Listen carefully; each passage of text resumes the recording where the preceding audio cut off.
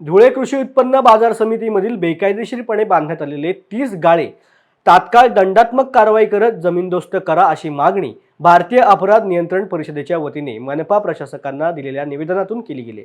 सदर गाळ्यांची निर्मिती करत असताना कुठल्याही पूर्वपरवानगी न घेता तत्कालीन मुख्य प्रशासक मिलिंद मुडावतकर यांच्यासह उपनिबंधक सहकारी संस्था धुळे आणि इतरांनी आर्थिक लाभ मिळण्याच्या हेतूने शासनाची तसेच व्यापारी बांधवांची फसवणूक केली आहे असा आरोप करत तात्काळ सदरचे गाळे जमीनदोस्त करण्याची मागणी निवेदनातून केली गेली। कुमार परदेशी 1.5-2 वर्षापासून मार्केटमध्ये 30 गाळ्यांचा जो अनियमित बांधकाम चालू होता, पणन मंत्रालयाची दिशाभूल करून आयुक्त महानगरपालिका यांची दिशाभूल करून संचालक पणन मंत्रालय महाराष्ट्र राज्य यांनी जे नियम कडक असे नियम अटी शर्ती लावलेल्या होत्या त्यांचा भंग करून जे 30 गाळे मार्केटमध्ये बांधलेले आहे त्यांच्यासाठी आम्ही मॅडमांना 1.5 वर्षापासून फॉलोअप घेतोय।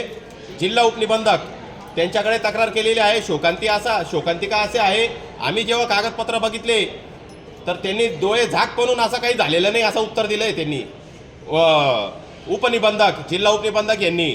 आणि आता या क्षणाला आम्ही आज रोजी 1.5-2 वर्षापासून जे अनियमित बांधकाम होता त्याचा फॉलोअप घेऊन सबळ पुरावे आज आम्ही मॅडमांना दिले, तर मॅडमना सुद्धा आश्चर्याचा धक्का बसला आयुक्त मॅडमांना। तर आयुक्त मॅडमांनी आम्हाला असं आश्वासन दिलं आहे की हे जे असं झाले कारण 1.5-2 वर्षापासून जेव्हा आम्ही हे फॉलोअप घेतला हळूहळू आमच्याकडे कागदपत्र आले आणि आम्हाला ठाम विश्वास होता की अनियमित अनधिकृत आणि गैरप्रकाराने बांधलेलं बांधकाम आहे। जेव्हा आम्ही मॅडमांना पुरावे सादर केले, सर्व रीतशीर तारीख वाईज आम्ही पुरावे दिलेले, तर मॅडम अतिशय आश्चर्यचकित झाल्या की असाही प्रकार हा माझ्या ज्युरिडिक्शनमध्ये घडलेला आहे का।